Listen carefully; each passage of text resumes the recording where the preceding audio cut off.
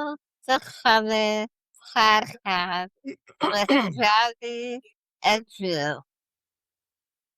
I know it's been a few weeks that we haven't released any new episodes, but we're back with some great effects on the lineup. As a reminder, this is a podcast where we share real conversations about growth, identity, resilience, and the ongoing journey of becoming exactly who we are meant to be. In recognition of Disability Pride Month, we have a great lineup of guests who embody strength, resiliency, advocacy, and community. Today, we have the absolute privilege and honor of being joined by Nick Smit, also known as the Revolution, all the way from South Africa. Nick is a personal development coach whose mission is to empower people with disabilities to believe in themselves, advocate for themselves, and step into their full potential. He also lives with cerebral palsy with hemiplegia and has been involved in disability awareness training, coaching, and advocacy leadership. Nick, thank you so much for being here. Jazz, it's an absolute honor. Thank you so much for that intro. And as always, Drew, it's great for you to be here as well. I'm really excited about this, and thank you so much. We are so glad to have you today, Nick. So, to start us off, I would like you to tell us a little bit about yourself. Who is Nick beyond the title of coach and advocate? I am a 42-year-old man living in South Africa, Johannesburg. I love popcorn. I love ice cream. Those are the two favorite things. If you want to bribe me anytime, use those. And not together, because that would be weird. I am happily married, and I don't have any children of my own, although I do have Milo, our dog, which is like our child. And one important thing about me that is really unique, but I think really important, and you guys know about it, is my love for salsa, kizomba, and bachata. So I've been doing that for about 22 years or so, and I absolutely love it. Yes. This is a fantastic salsa dancer. And so when you say this, you don't think you will ever eat popcorn flavored ice cream? I think I would eat the popcorn flavored ice cream, or maybe ice cream flavored popcorn, but not the two together, because it's soggy popcorn. That's nasty. Okay.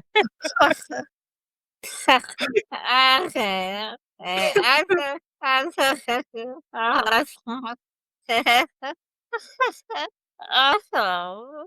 Well, thank you so much for introducing yourself.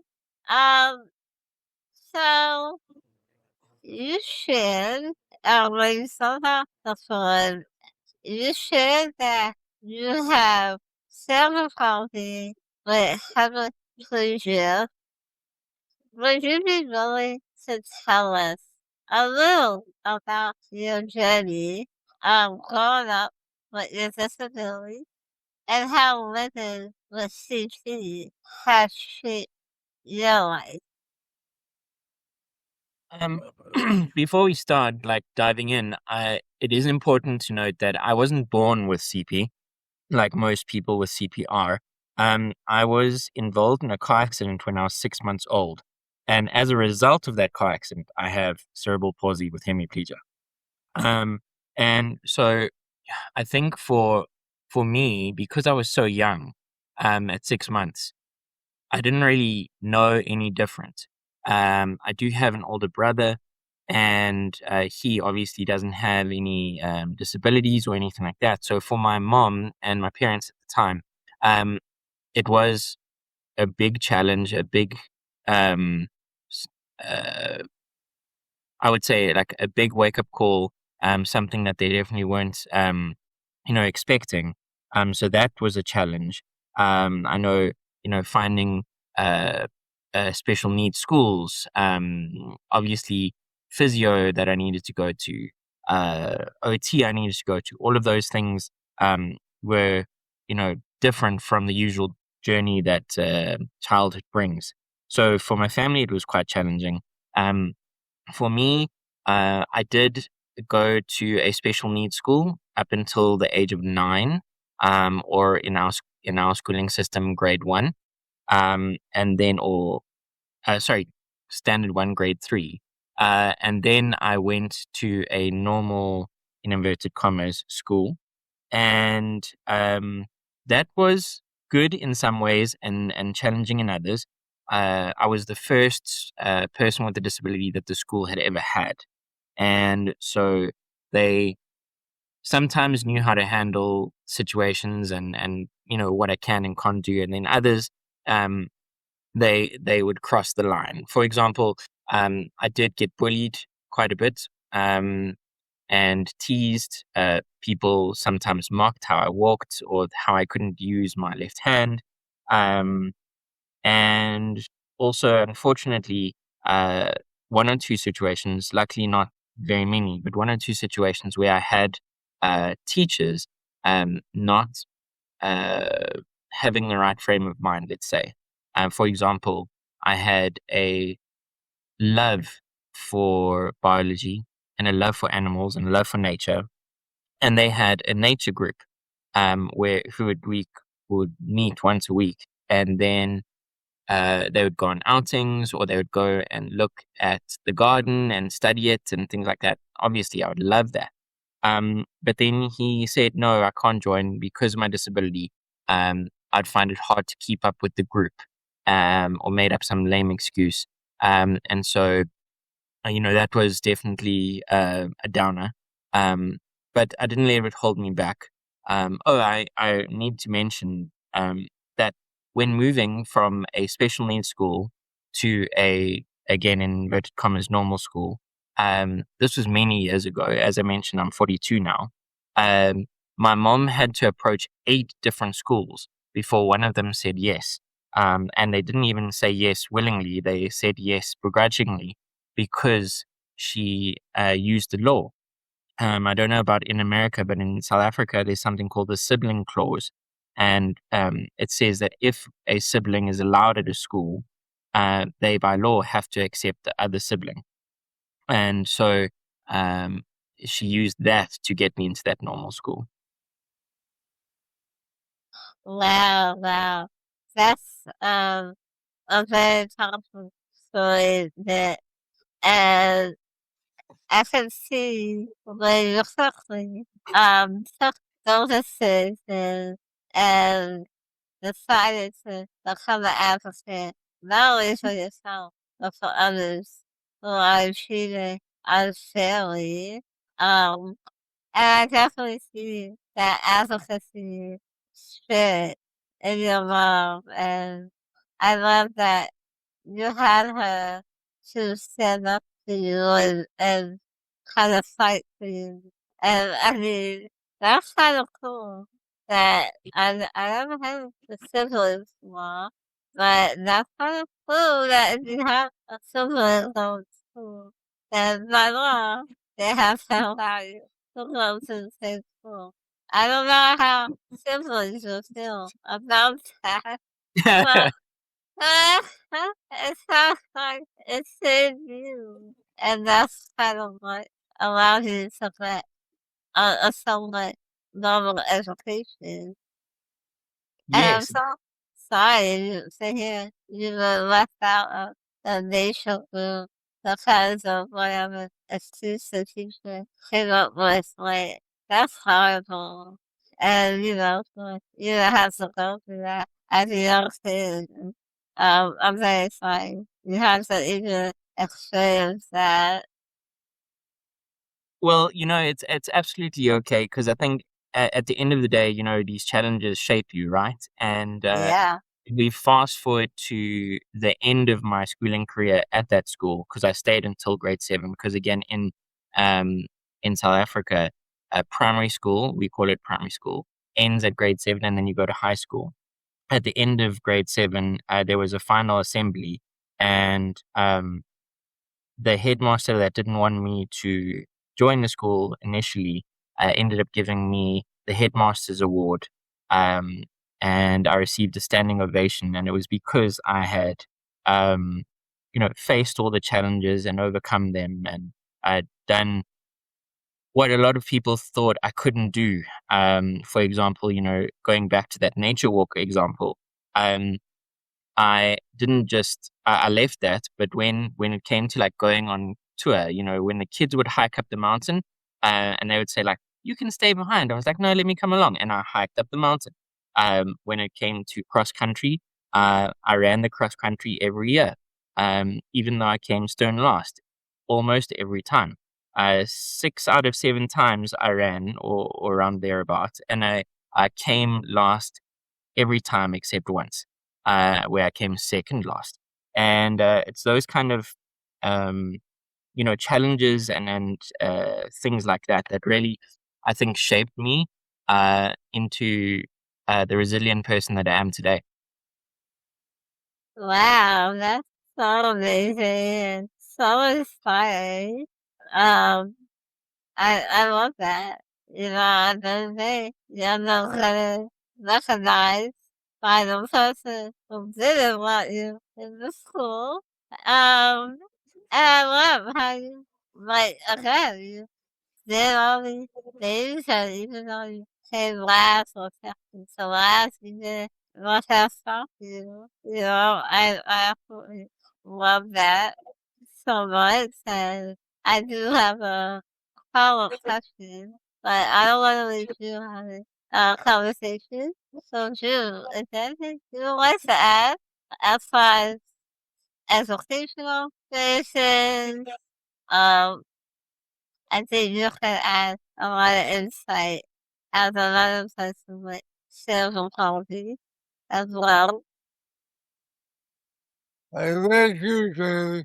I just wanted to say I have learned some of the lessons since I started working with him already. And those ago, and what I do have been taken to facility there of the this because my is quasi police it is all worlds are those and he's just all only one of two those so they are it as a safe this is the way Yeah, Drew, you're absolutely right. With my hemiplegia, it only affects the left hand side of my body. Um, and not the right hand side. So I can use my right hand side for those who haven't met me. And normally I wave my hand on screen, but obviously there's no screen. So if you can just imagine, I'm holding up my right hand and I can move it perfectly, fingers, toes, everything can move on my right hand side. But on my left, I have very limited movement. Um, I can't move my wrist, I can't move my ankle, I can't move my fingers. So in terms of gross motor movement, so like big movements, like moving my arms and legs, I can. but fine motor movement, I unfortunately can't. So I say that I walk with a gangster limp because I'm cool like that. And then I have this rogue left arm that does its own thing from time to time. And, I love that.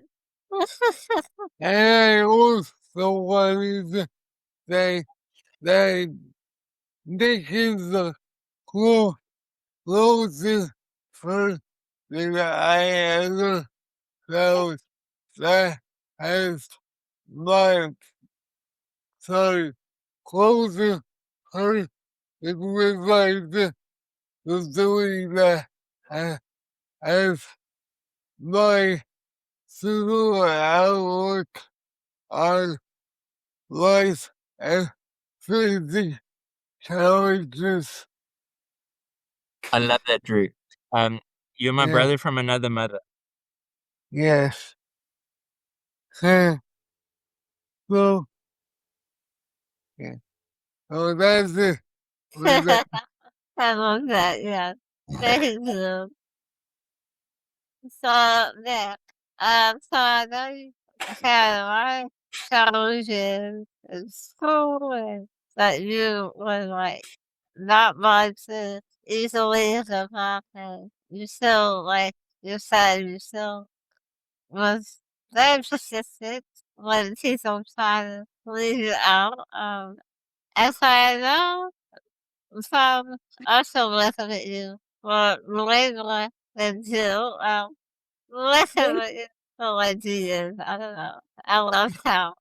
But another No, thing, yeah. another one of your roles is you are a teacher, and so I'm wondering if your passion for becoming a teacher came out of all the situations that you face as a kid in the school system. This is what Um, makes me that I know that you had to know that it did. That But you jealous? was very down. Mm. Sorry, that's fine. Sorry that it's all you good. It's thought all of me the intimacy about my comment. Uh, good. uh, Mm. So to answer your question about my teaching, yes, I've been teaching for I think it's 19 years now or thereabouts. Um, and I think, um, like reflecting back on this, I think my journey to becoming a teacher started many, many years before actually studying it. Um, Firstly, my mom was a teacher. She used to teach foundation kids, so that's like preschool kids that she used to teach, and she loved that. For many, many years, she did that. Um, and then also, I have a younger sister called Amy who has Down syndrome, and she was born when I was 5.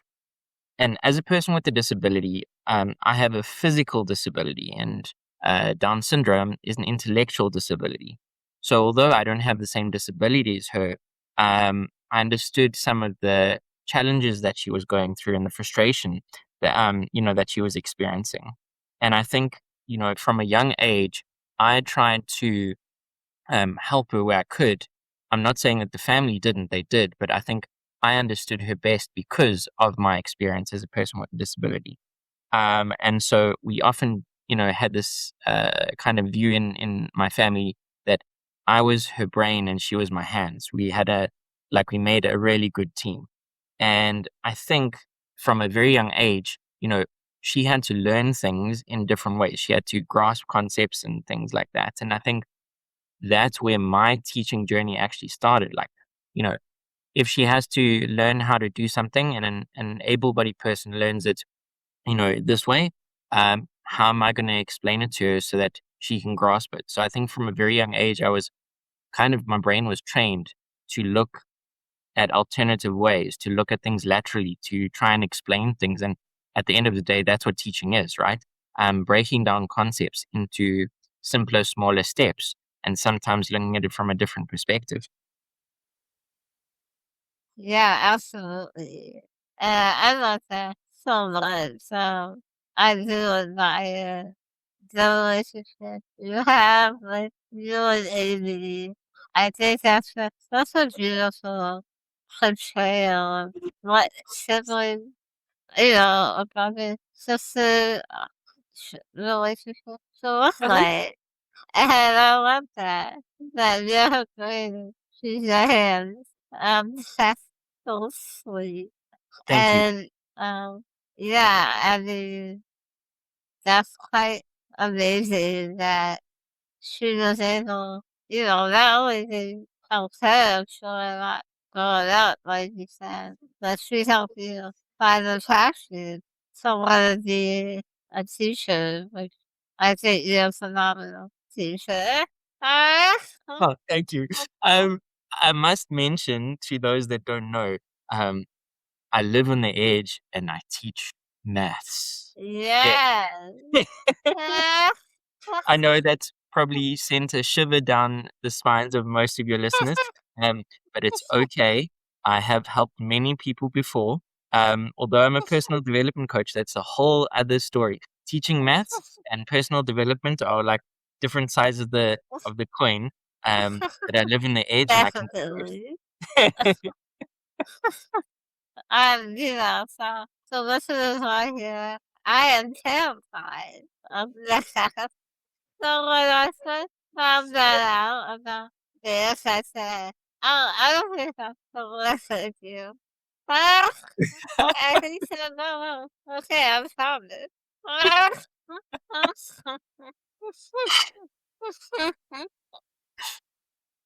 Okay, well, thank you so much for sharing all that.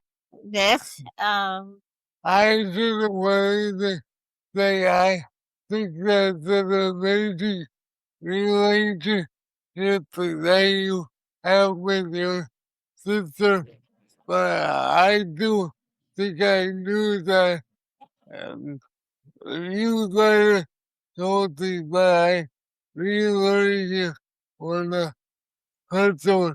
Thank you, guys. It was great to hear.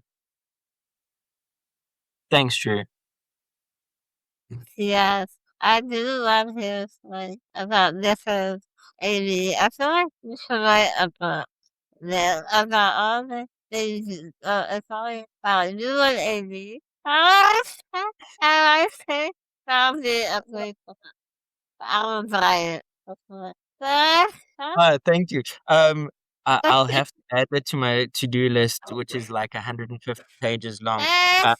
But uh, definitely, I think it is something that a lot of people can connect with. Yeah, And I can feel like you're a ghost writer or you're co-writer. yeah, he's gonna be yeah, close by Oh on yeah, this yeah. story.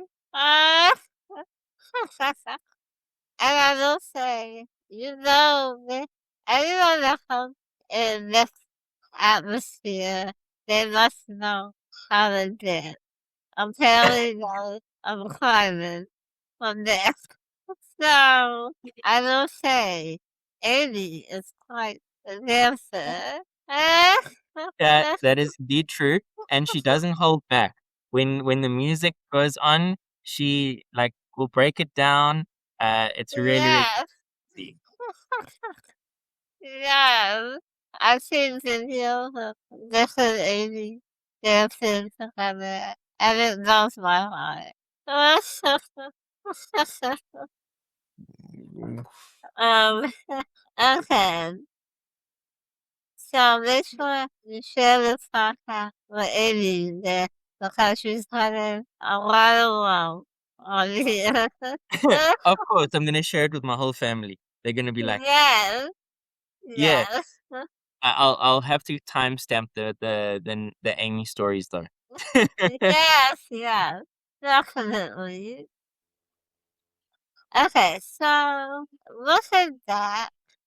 Were there any defining moments that changed the way you view yourself or your disability? Um, I think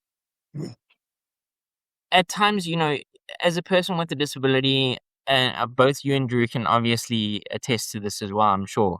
Um, you have moments where you you have down moments where you kind of feel uh, like you can't carry on, or you can't overcome it, or it's just too great. And then you have other moments where you feel like, I can do this, I can challenge this. Um, One moment that stands out for me, and I've used it in quite a lot of my talks, um, is that when I was about 13 or so, early teenagerhood, I was sitting on my bed, and I was sitting like lengthwise, and so my body was like, my feet were hanging over the edge, and I was looking at my feet, and I was wriggling the toes on my right foot because, as you know, I can do that. And then I stared at my left foot, and I was like, I want to wriggle the toes on my left. And no one else was in the room. This was in my bedroom. My door was closed, and I stared at my foot, and I was like thinking as hard as I could, and I was staring and thinking and staring and thinking, and I was getting so frustrated. And I was like, all I want to do is wriggle my damn toes. And now I know that sounds weird and it sounds like insignificant, but to me, it represented so much more, right? It represented me being, able to do things that, in inverted commas, normal kids could do. And no matter how much I focused, no matter how much I wished it to happen, or focused to make it happen, it didn't happen. And then I had, in that moment, I sat there and I was really depressed for what seemed like a very long time, but it was probably a few minutes. And then I said to myself, you can sit here and be sad and stare at something you can't do, or you can accept that you can't do it and just move on. And so that's what I did. I, uh, got off my bed, opened my door, and carried on the rest of my night, as if nothing had happened, because I didn't want the challenges of my disability to overcome me. And I think that kind of framed the victor mindset that I have. Yes, I acknowledge the challenges that I face. Yes, I acknowledge the limitations that my disability places on me. But I don't let them control me. Wow, that's very, very deep. Um, something can survive, as you said, I'm sad I might see, like, come on, just do it, like, no matter how much you wanted it to happen, you wish it, you like, really try to make it happen, it didn't happen, right? And then you finally have to just, um, accept that, right? And I say that's his value on so many levels, right? Because it doesn't even have to really apply to disability. Um, it could be anything that we want to control so badly, or we want to change so badly. And it's like, no matter how much we try, no matter how many different ways we say, oh, if I do it like this, it'll work. If I do it like that, it'll work. No, it's still the same result, right? Then it comes to a point where you're like, okay, you're gonna let this define the whole outlook of life, or you accept it and move on, right?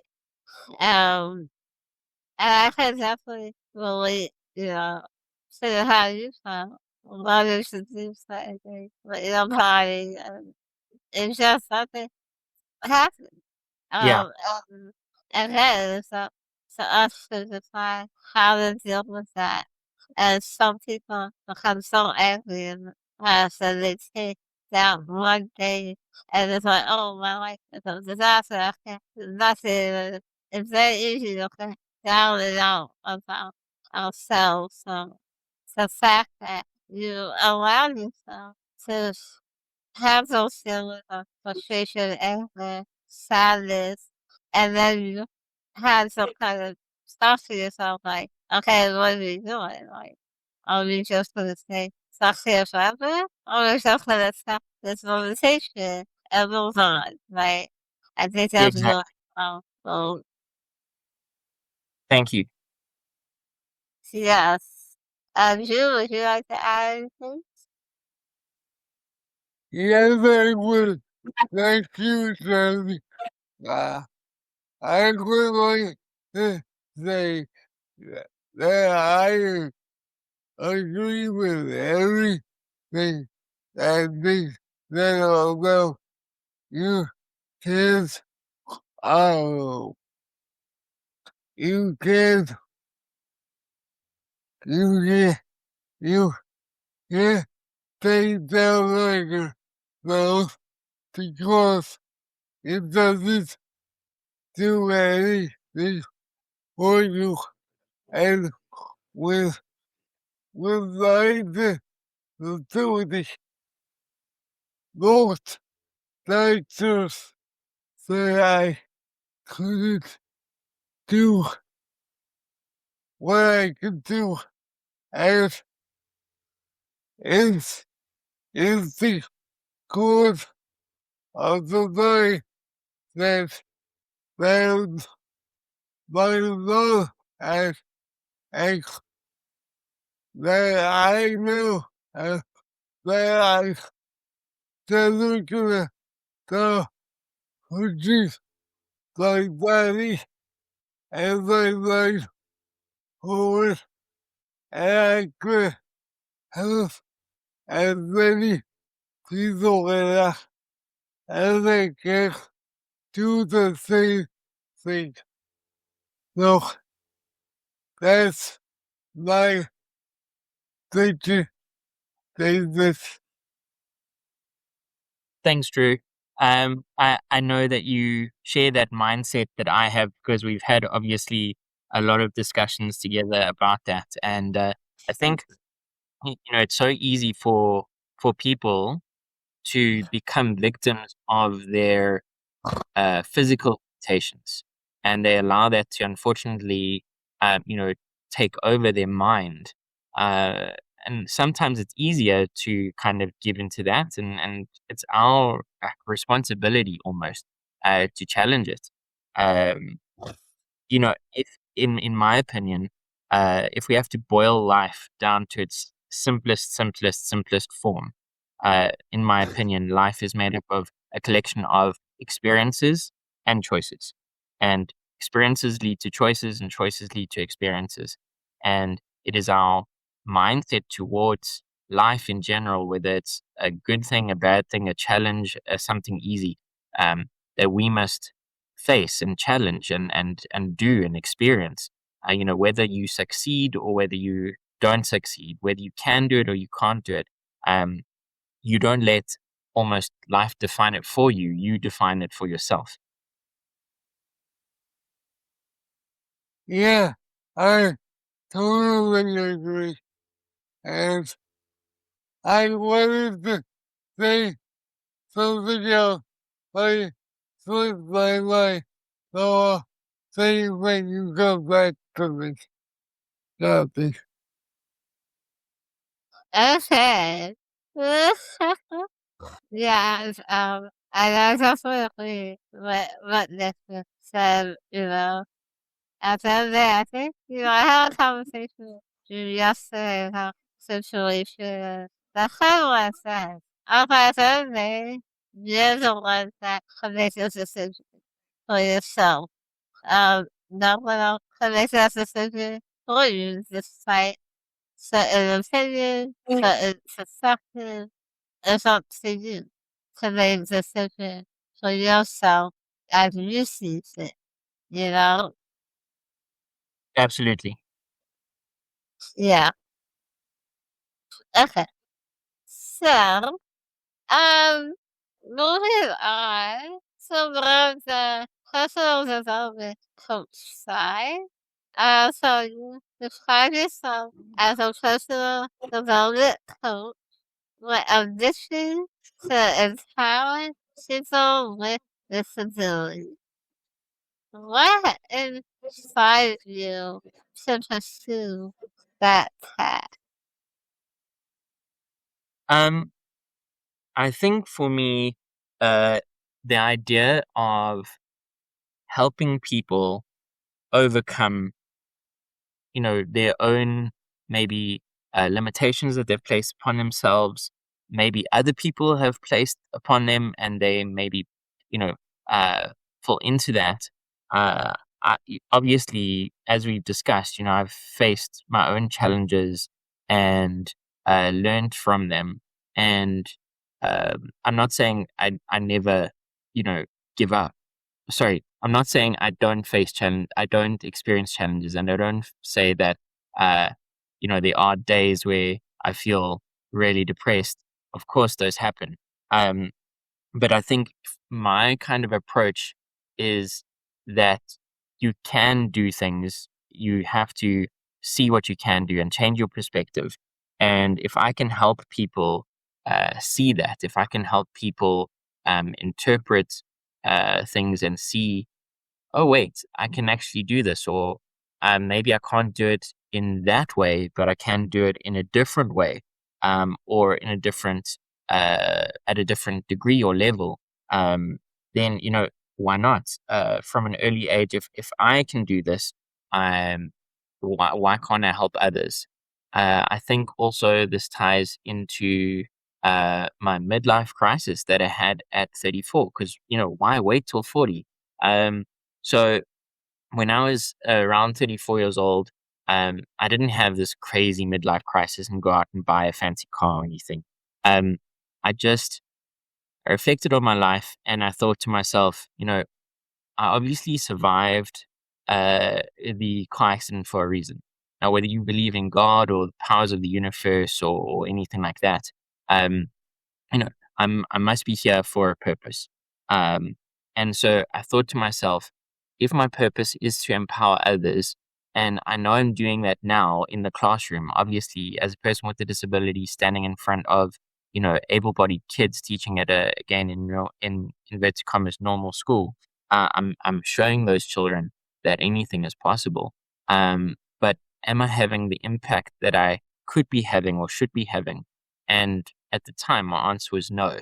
And so that's when I started pursuing my professional speaking career.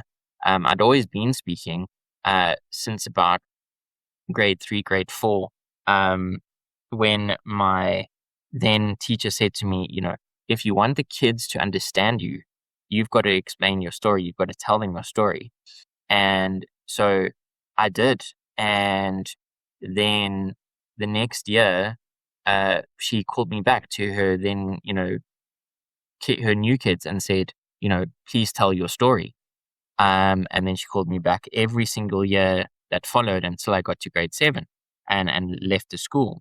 And it was that idea of, I'm the only person with a disability in the school. So if I'm not going to educate and advocate, and help break down those barriers, like basically who is. And so going back to that story of me, thinking about having the impact on people's lives, I decided then at 34 to pursue professional speaking career, as a career, and also personal development coaching, and really helping people, break free from their limitations and face risks, and become better versions of themselves to create their own reality. That's very incredible. Um, you know, I will say, that's a drag too, but my time working with you, you have had such an impact on on me, and you have helped change my mindset on so many, again, like you said, we tend to have so many limitations on what we can or can't do.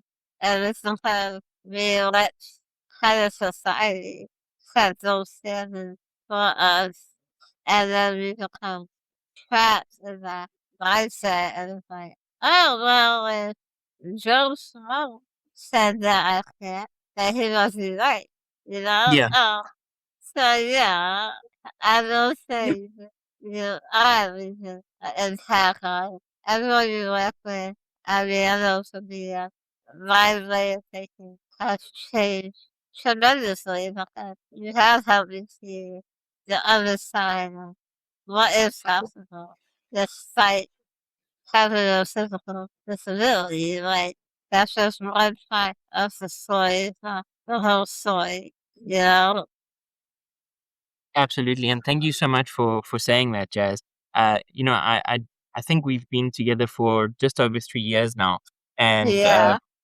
it's been an awesome journey to see how you've kind of grown. You were always a person to kind of push the boundaries and like go for, always had that go getting attitude.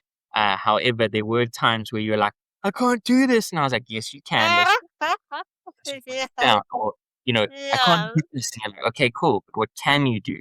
And that's been an amazing journey to see you kind of grow into this amazing person that just like challenges things and says, okay, you think I can't do that, I'm going to do it anyway.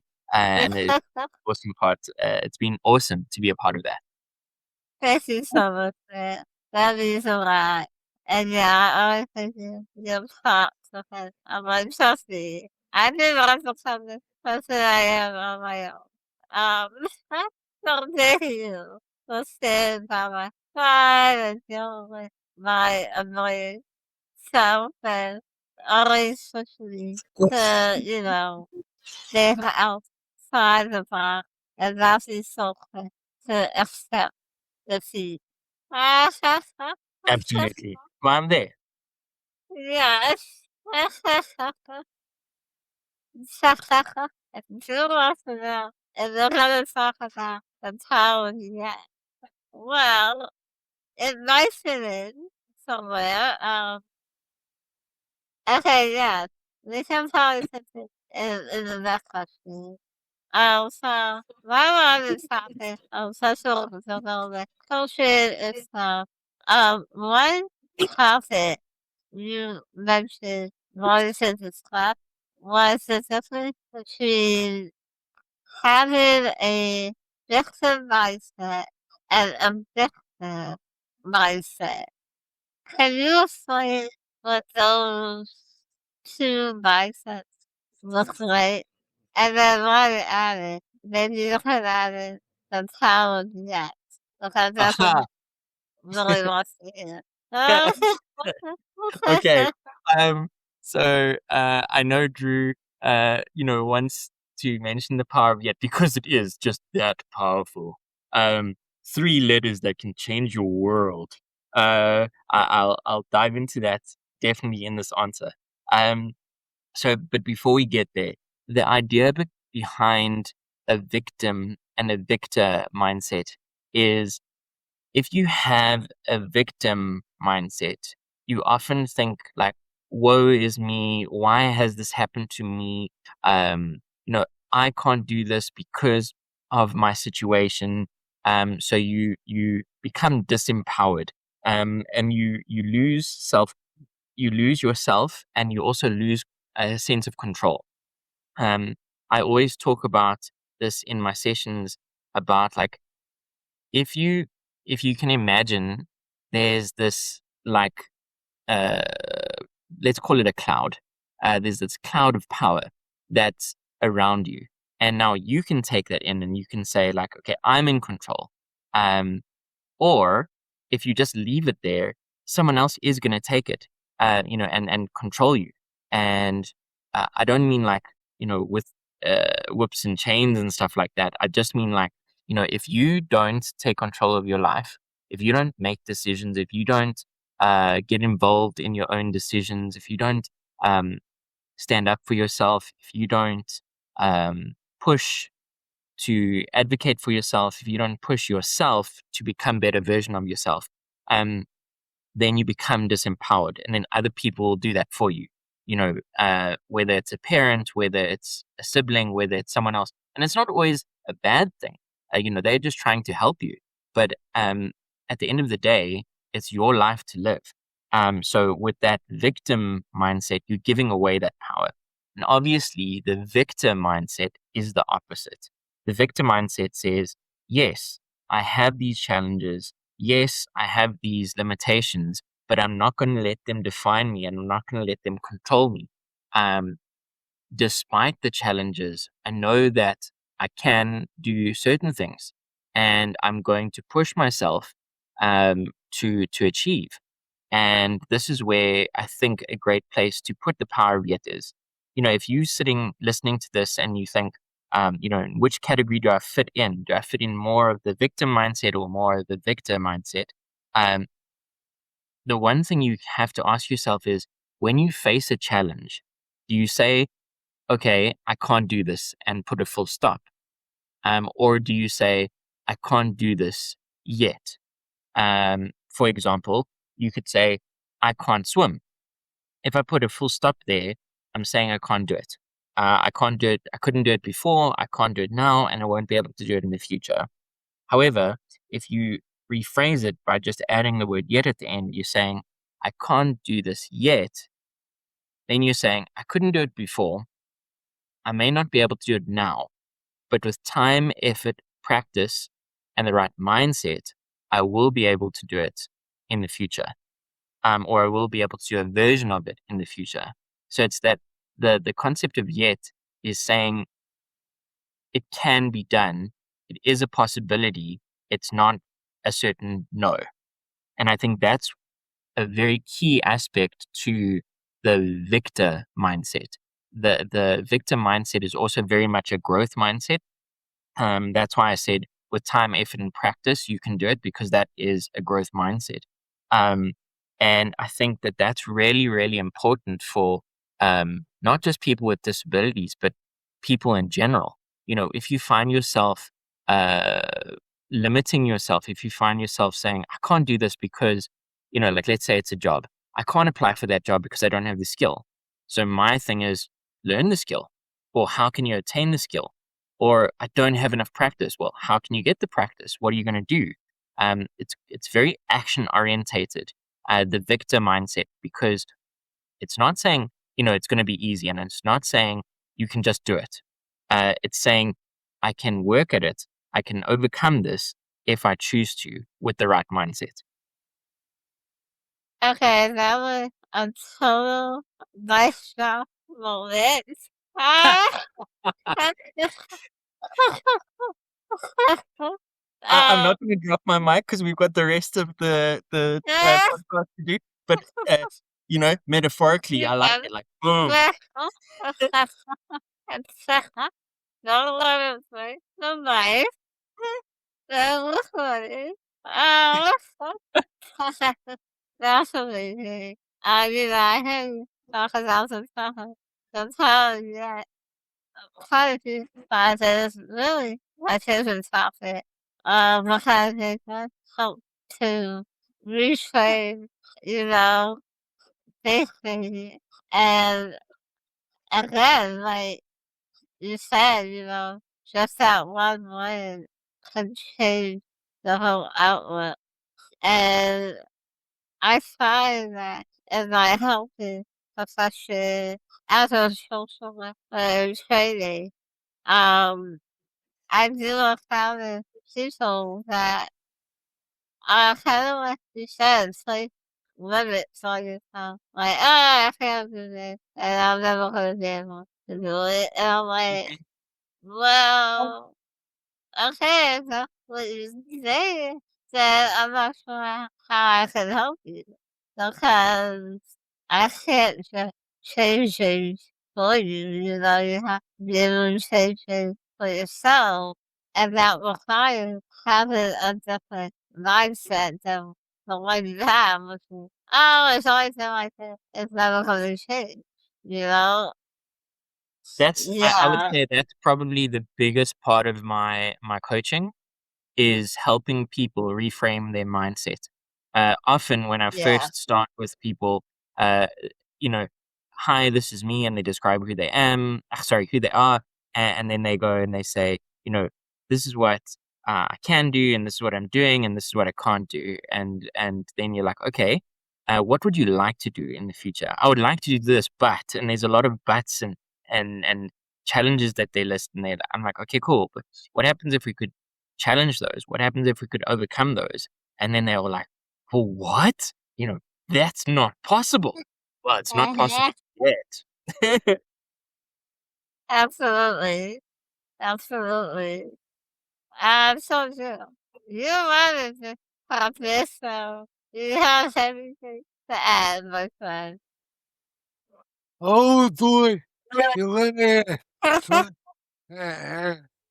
uh, first of all, I have a a lot of theories and things that people have told me in my life that that help me get the motivation to keep pushing through life and never to pushing. And I I couldn't really go to the before I feel I feel like I have to make a places with the power of the yes. And now I can explain it into the like puzzle words like Nick said before. Thank you so much, Drew. Yes. And Drew, spread the word of yet. And listeners that are listening to this awesome podcast, please feel free to go forth and spread the word of yet. Um, you know, you may not be able to do it now, but you may be able to do it in the future if you just add the word yet at the end. Yeah, I I love that. I love that too, and I remember what I was gonna say before. Every time I hit a brick wall in my life, or I go around the brick wall, which is a challenge that I really don't think I can see anyone that can do, but that I do it as it has always been so many doors and so many avenues for my life that I thought I would never be able to do. And I always at this point in my life, I always think, well, I would never be able to do that. And then I ask, and then I go around the wall, and then I am able to do it. So eventually I start thinking, well, I'm not gonna be able to do that. And now it's just, I think, when will I be able to do that? And that is, I will be able to do it.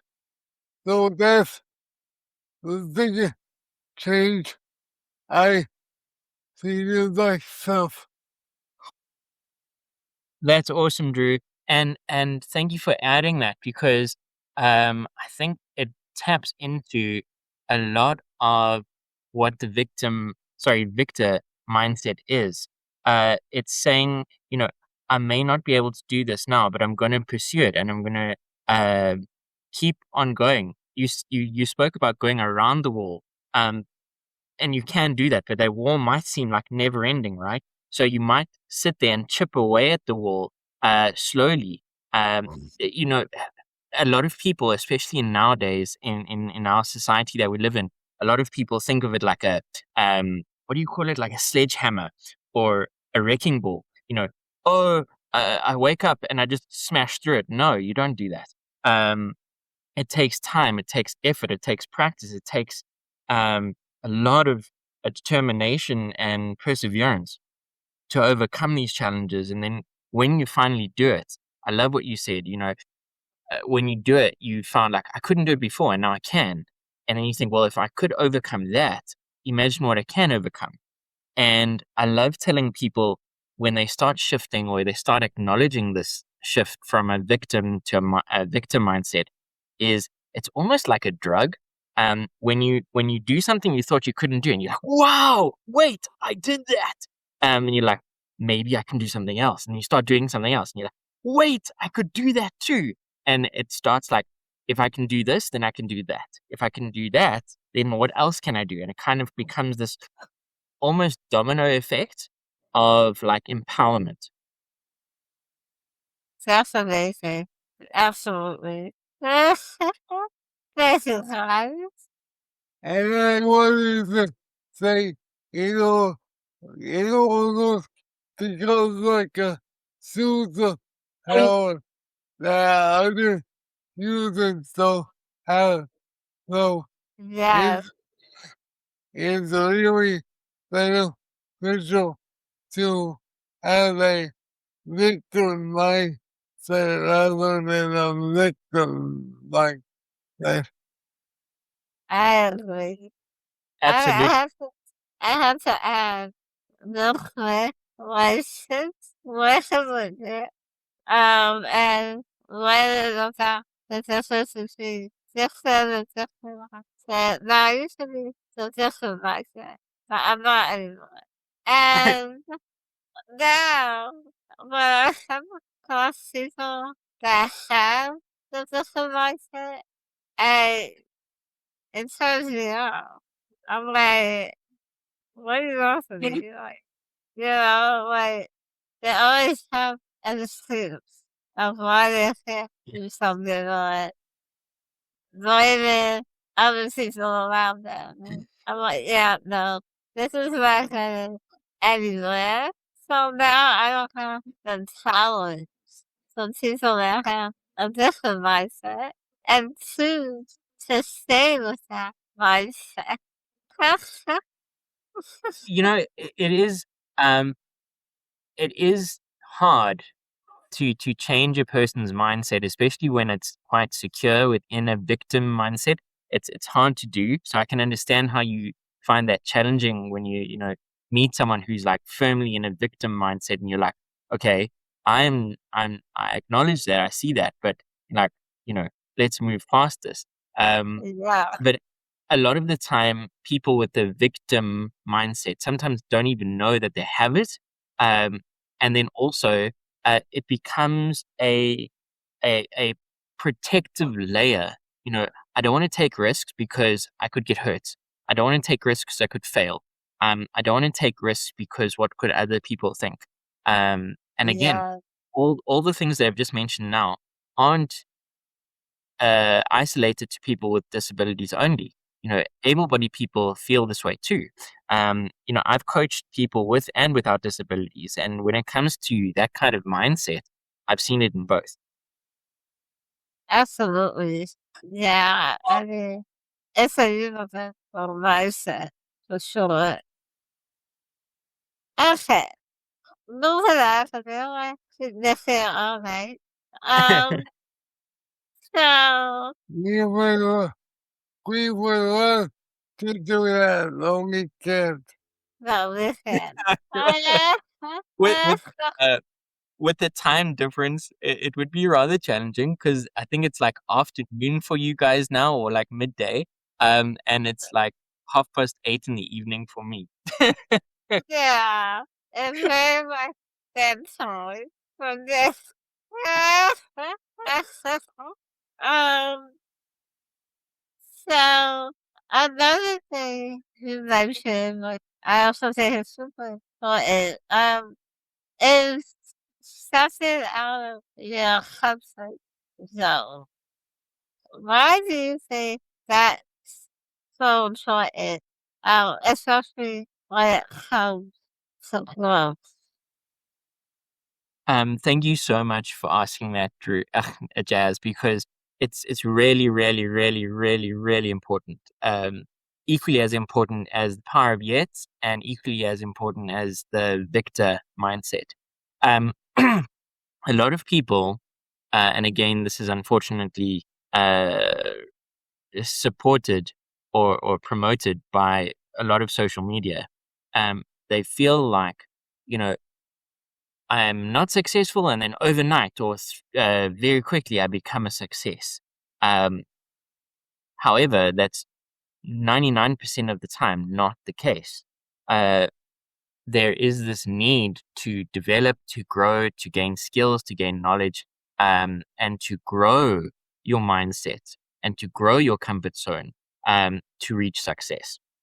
A lot of people think of your comfort zone as one circle, and then success as another circle somewhere in the distance, and they have to jump out of the comfort zone circle to jump into success, and that's not the case.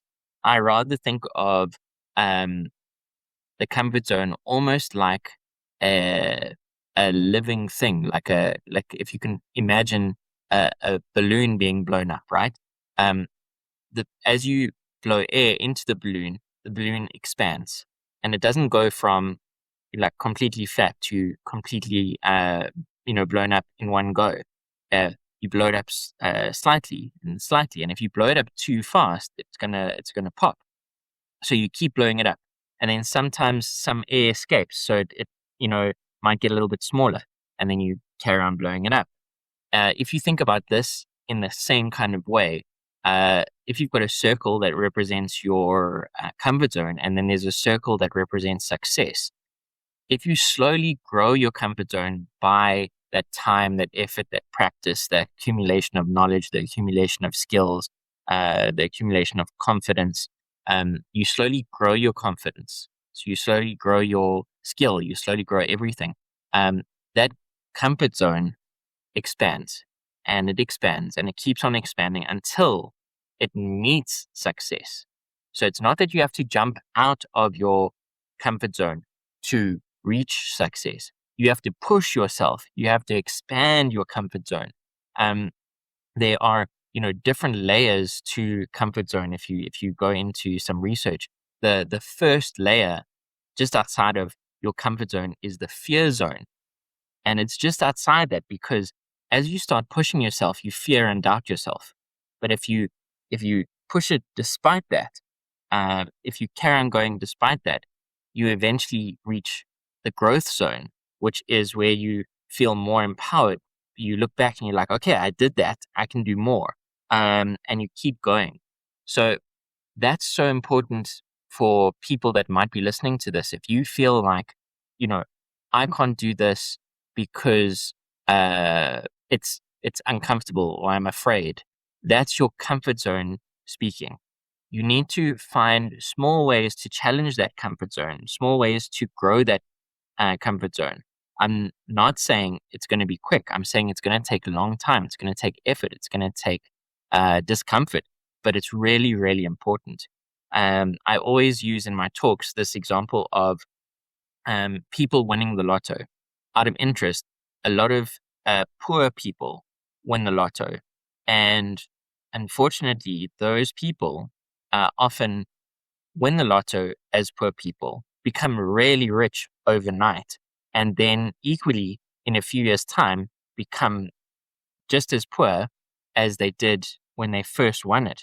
And the reason is because they went from not having money to suddenly having loads of money, not having the skills, not having the knowledge, not having the understanding of what that actually means and how do I keep that money, and then losing it. If they were, given that money over a long period of time, if they grew along with the money, by the time they had accumulated all those millions, they would know how to kind of manage it, and they'd end up staying richer for way longer. That is such a great example. And I really appreciate you using something like winning the lottery as an example of, again, jumping from one area of your life where you're very stuck and patterns and again just don't have certain knowledge, skills to again winning all this money and splurging on all these things because again, like you said, people were taught how to manage or develop a lot of money, how to actually invest it in certain things. So definitely example, isn't it? It's a pleasure. I also really like the balloon analogy. Um, you know, I know one time we used the onion analogy. That one doesn't hit as much as the balloon. So I like the balloon concept better. I, you are absolutely right. I've tried different things. I've tried an elastic band, and then I was like, wait, it doesn't really. And then I tried an onion because the onion has different rings, but the problem is those rings make people cry. And And also like that ring becomes a bigger ring, and it doesn't really make sense. So yeah. yeah, I've settled for now until I come up with a better one. I've settled for now with the analogy of a balloon. Yes, that's great. And we definitely don't want to come too overconfident and then top Yeah, or live, exactly. and then ourselves in some way. So yeah, that's great. Thank you for Oh, the imagery. Uh, oh, I am definitely overconfident. yeah, you are. I'm really proud. I had to break Zeus confidence down about 5 notches. Uh, uh, and I'm Uh, like, alright, hold on now. being Uh, uh, being confident is awesome, but having a good balance of like, okay, um, I am confident in in my opinion to be able to do this, and then match it with the skills and knowledge. I think that's the delicate balance. I even had that in my exactly. own. I'm an entrepreneur, so I've run a few different companies, and in my one company, which was a disability advocacy company, I had a business partner and very good friend, and we were very close. We were very good at balancing each other out because I'm the visionary in the company. So it would be like I come up with like 6 different ideas, and I'm like, we could do this, and we could do that, and we could. And then she'd be like, okay, Nick, let's just reel it in. Okay, I like the fact that you shared those 6 ideas, but you know, uh, that idea number 6 and that idea number 4 will never work, because of ABC. And let's try idea number 2 first. So she would kind of like, as you said, like calm me down, like you do with Drew, like, okay, let's just reel it in a little and work through this. So it's great to have, but it's also nice to have someone who can balance it out. Yes. And I definitely have to tell you because it is so exciting. I'm like, yeah, one day at a time. And if you take a comment, so you something, don't call me. And if you start to laugh, I'm gonna laugh. But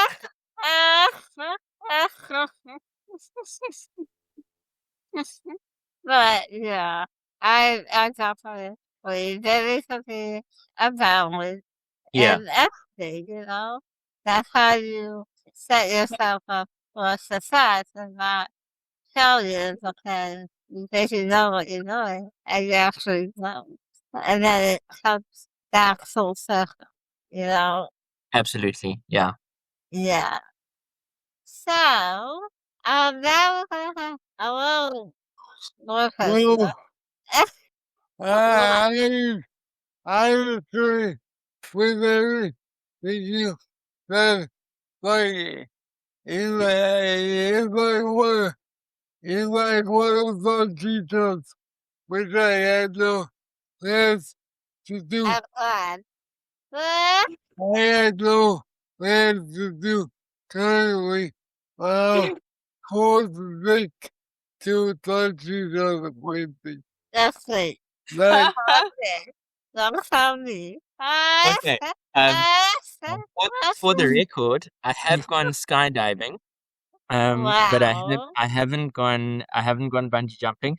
But but I believe that skydiving is okay for the body, and bungee jumping is bad for the body. You know, like pushing your body and then like kind of like, oh look, I'm falling, and then all of a sudden you're flying, and then Exactly. you know, Exactly. my spine will probably be a little bit unhappy with me.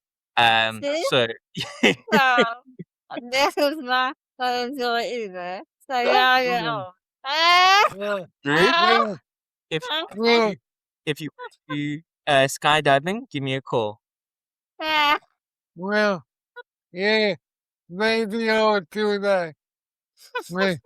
Maybe this, or I know I can do anything. Ah. There we go.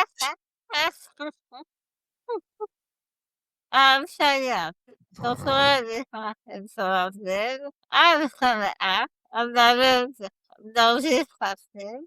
Um, so, Nick, can you share a time when something outside of your comfort zone completely changed your life?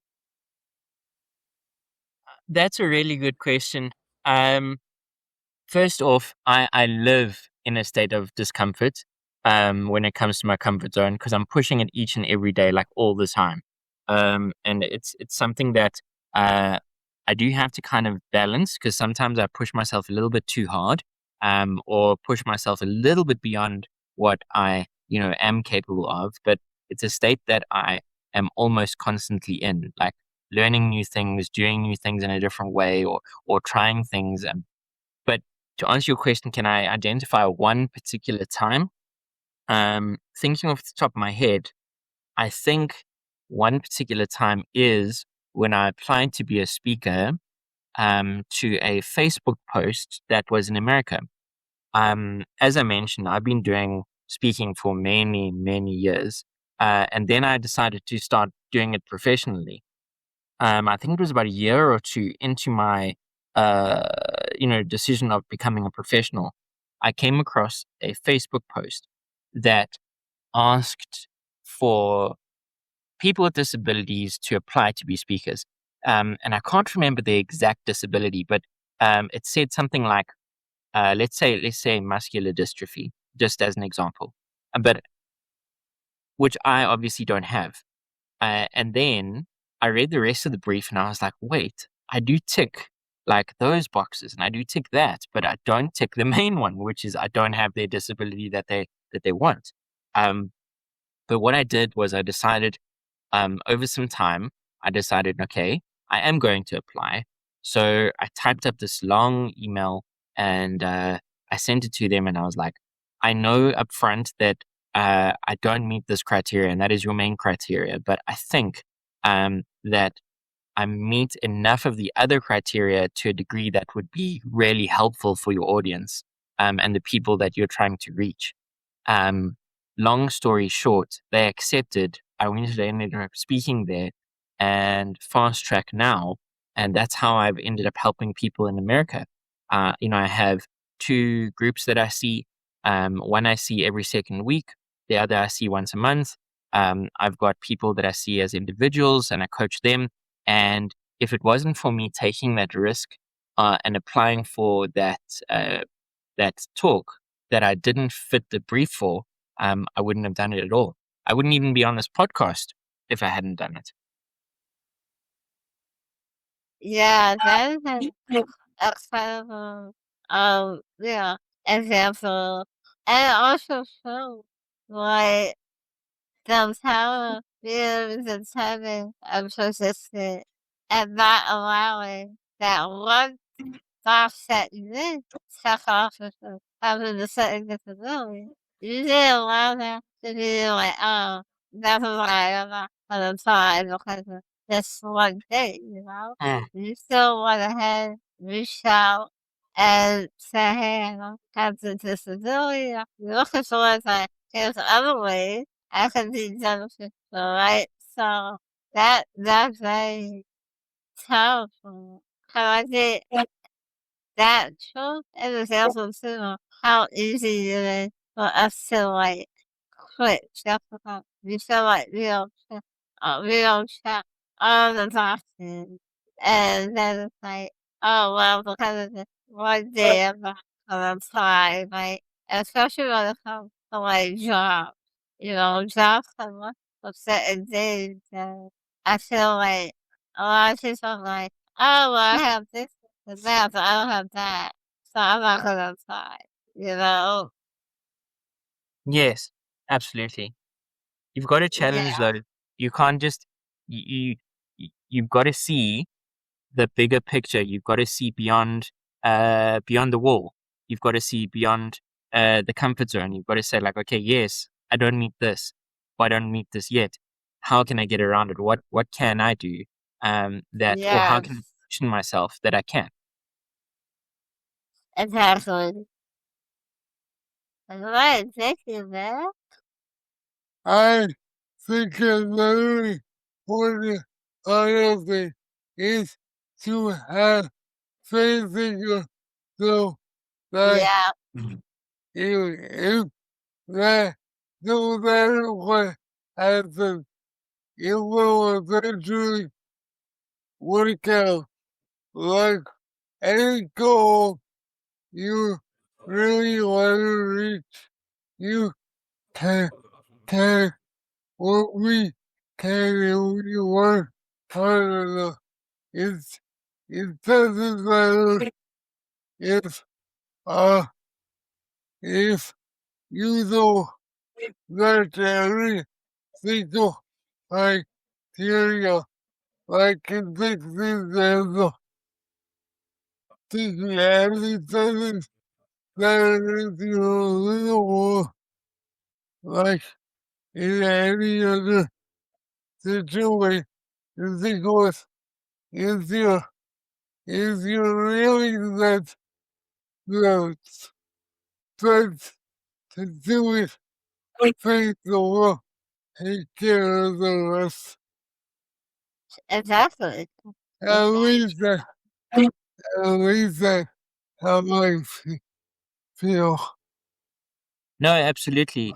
It I kind of want to say that what you touched on there uh, is is the idea of having a clear goal or having something that you want to work towards. And you mentioned, it'll work out. Um, it doesn't just work out. It works out because you push it. It's because you put in the effort. It's because you see the gap. You change your perspective. Um, that it happens. And I think uh, Simon Sinek, I love the guy, and I love what he's like stands for. Um, he says that having a goal and having something to work towards is really really important, because otherwise you end up like kind of aimlessly moving around, right? And when you find a barrier in front of you, and you don't have a goal, you end up either just stopping there or you turn around and change direction. But if you have a goal, it's almost like a northern star, right? It's like, okay, I'm heading there, and if I'm going to work towards that, and I face a challenge, um, I'm going to find a way through it. I'm going to find a way around it to get there. And that's the importance. It's like, if you don't have an idea of what you want to become, if you don't have an idea of what you want to do, if you don't have an idea of a future that you have in mind, um, you're going to end up just being. And that's kind of a waste. You've got to live your life. But instituto, instituto, instituto, yeah.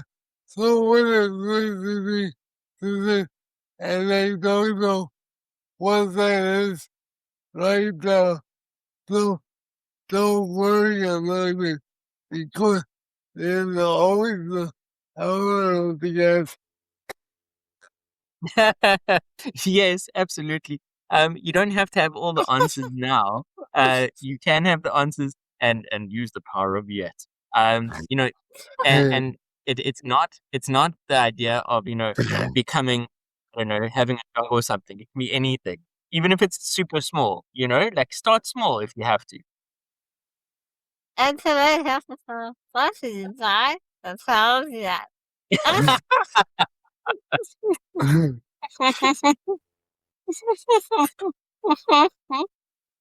Oh, okay. No, wait, I love what you guys said, and I completely agree.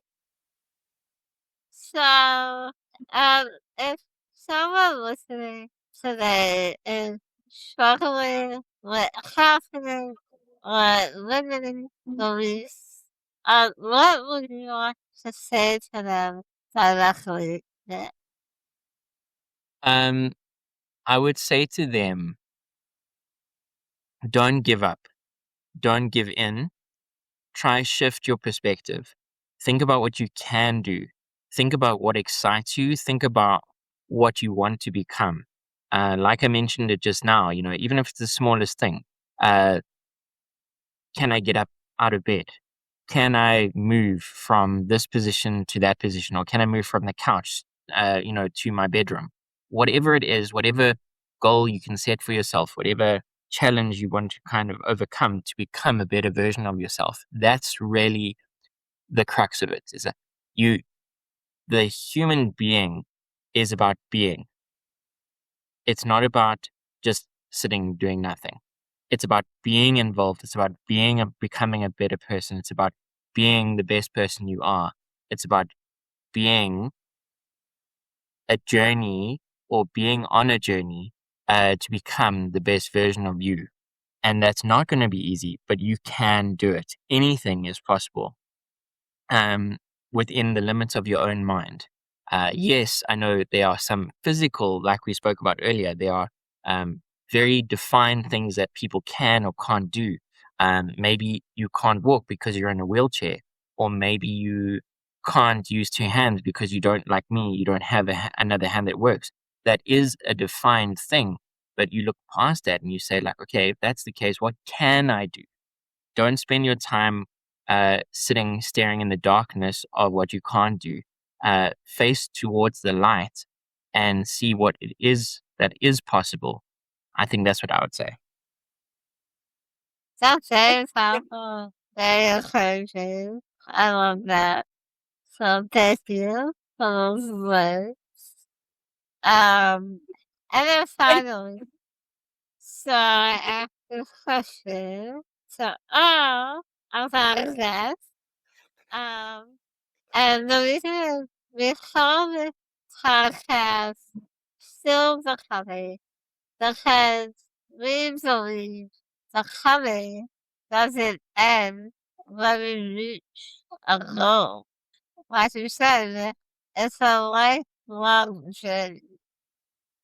Absolutely. So, before we close, I would love to ask you, what are you still becoming, and what do you hope your journey teaches others along the way?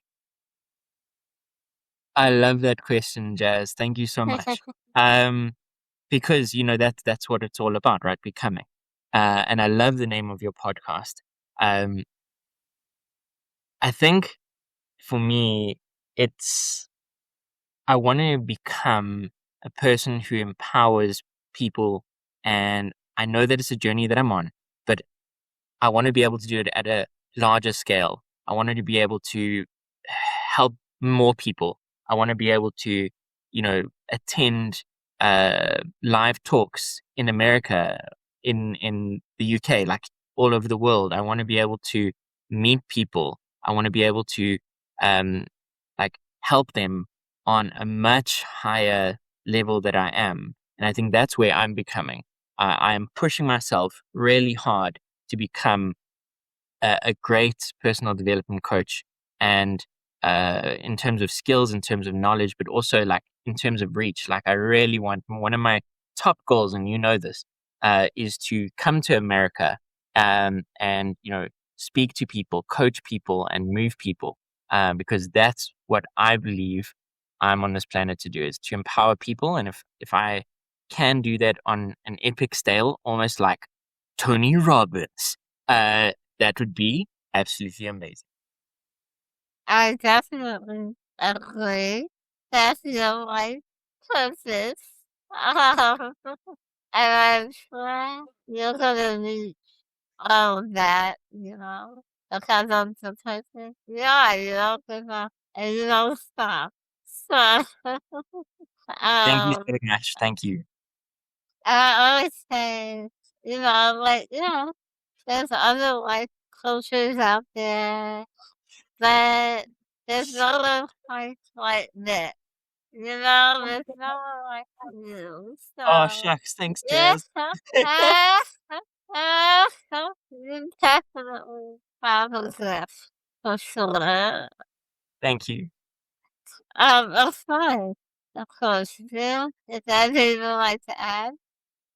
No, I had a really good time today, and I learned a lot, like I always say on the podcast, and every time I see it, I also say, well, thank you so much for seeing and that can mean a lot to both of us. It's an I absolute pleasure. agree. Thank you to you, my brother from another mother. And, and Yes, I understand.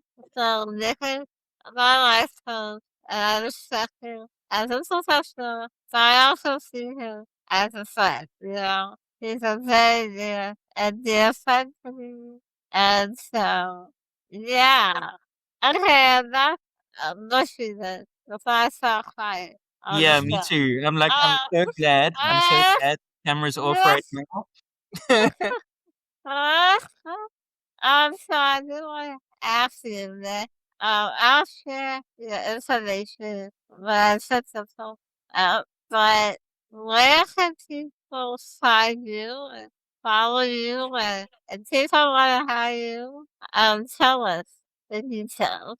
And so I think I am still building my coaching website, so that unfortunately isn't ready just yet. Watch this space. But if they want to reach out to me, they can definitely find me on Facebook, Nick the Rebel Ninja. If they search for that, um, if you're friends with Jazz or Drew, you can obviously find me as a friend of theirs. Drop me a voice note using Facebook Messenger or anything like that. Just reach out to me. You can also reach out to me via email if that's your style. Not really mine, but Nick at therebelninja.com. And yeah, I'm really looking forward to helping people move beyond their limitations and create a life that they are really able to live and thrive. Beautiful. Thank you so much, and I'll be sure to put all that information up there when this episode comes out. But I do want to thank you for taking the time to join us today. And to share your story. So much of you was not only us, but our listeners. So we really appreciate having you on the podcast. Thank you so much for this opportunity. It was an honor to be here. Of course. And I also want to thank our listeners for, again, always choosing to spend some time with us. your support means absolutely everything to us. Um, we hope this conversation encourage you to use your voice, believe in your potential, and continue becoming the person you're meant to be. It's Now you just can drop the mic. yeah, right.